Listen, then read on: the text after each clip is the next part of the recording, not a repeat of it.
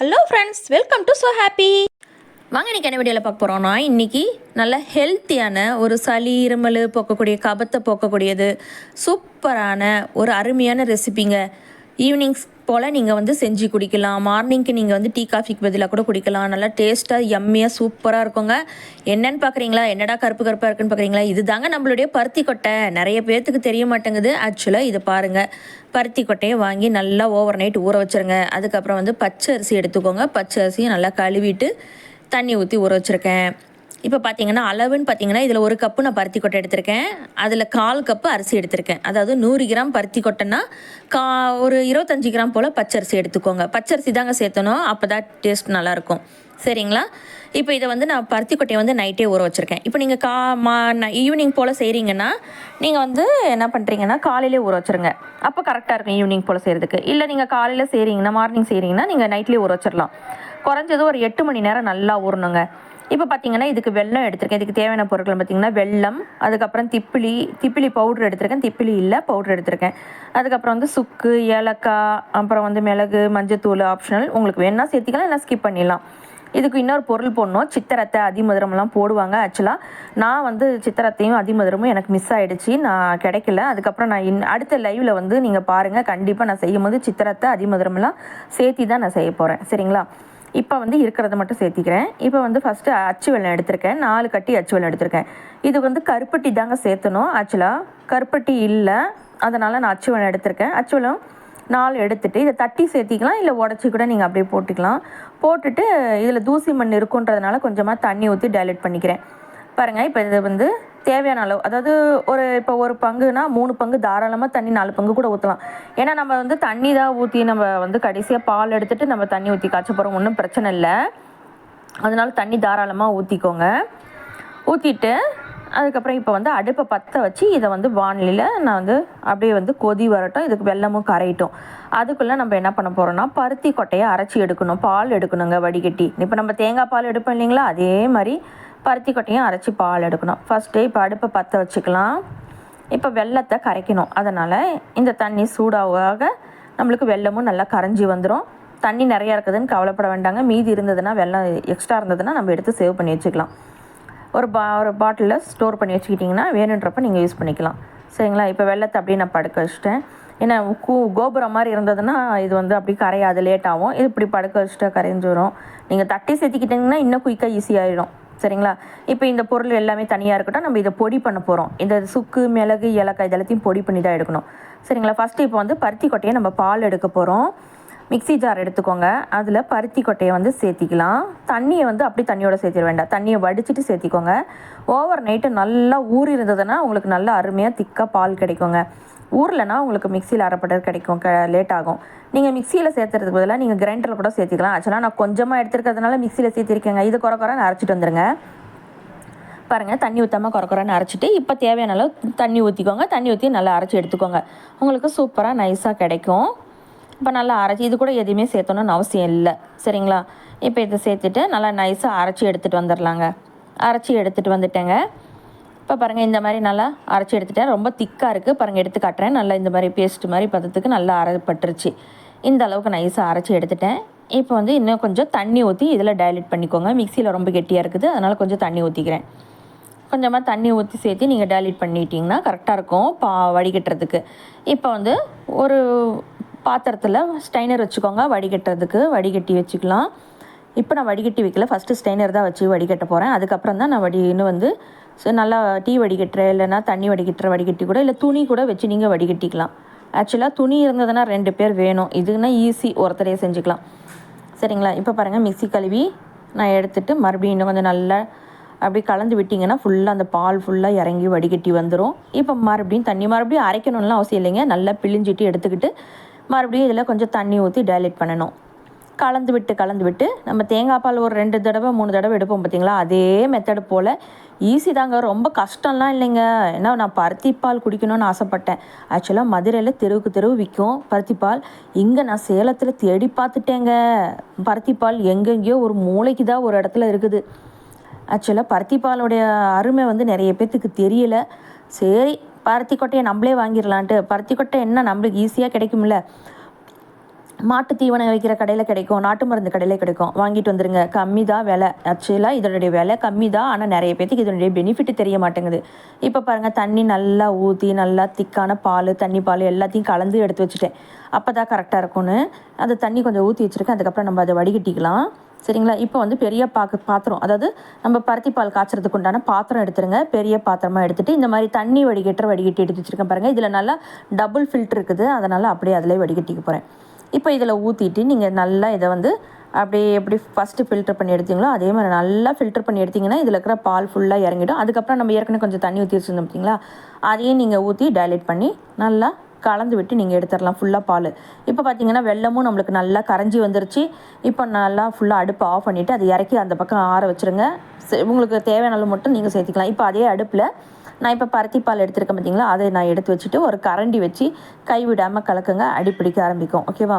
கொஞ்சம் வெந்து வரட்டும். ஒரு 2-3 நிமிஷம் வந்து கைவிடாமல் நல்லா கிளக்கி விட்டுட்டு அதுக்கப்புறம் வந்து அரிசி அரைச்சிட்டு வந்துடலாம்.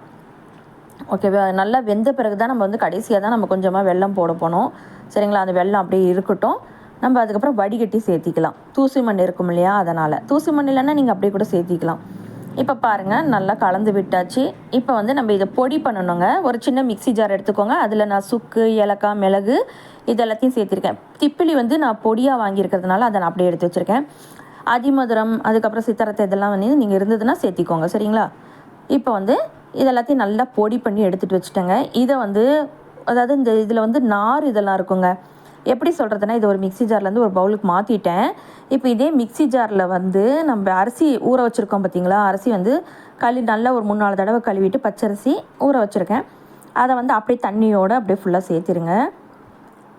சரிங்களா? நல்ல தண்ணி தான் ஊற்றி ஊற வச்சுருக்கேன், அதனால் அந்த தண்ணி வேஸ்ட் பண்ண வேண்டாம். இப்போ நல்லா ஊற்றி அப்படியே மிக்சி ஜாரில் சேர்த்துட்டு இப்போ மூடி போட்டு நல்லா அரைச்சிட்டு வந்துடுங்க. இப்போ பாருங்கள், நல்லா நைஸாக இந்த மாதிரி அரைச்சிட்டு வந்துட்டேன். இப்போ இது என்ன பண்ண போகிறோம் அப்படின்னு சொல்லி பார்த்தீங்கன்னா, இப்போ நம்ம ஏற்கனவே பருத்தி பால் வந்து நம்ம காய்ச்சிக்கிட்டு இருக்கோம். பார்க்குறதுக்கு உங்களுக்கு திரிஞ்சு போன மாதிரி லைட்டாக தெரியுங்க. பயப்படவே வேண்டாம், பால் அப்படி தான் இருக்கும். அதனால் பயப்படாமல் நீங்கள் தைரியமாக செய்யலாம். ஃபஸ்ட் டைம் பால் ஊற்றணுன்னு திரிஞ்சு போச்சு அப்படிலாம் நினைக்காதீங்க.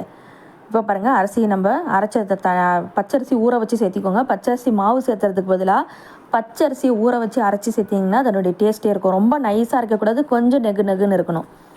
அந்த மாதிரி இருந்தால் தான் உங்களுக்கு வந்து பருத்தி பால் நல்லாயிருக்கும். சரிங்களா?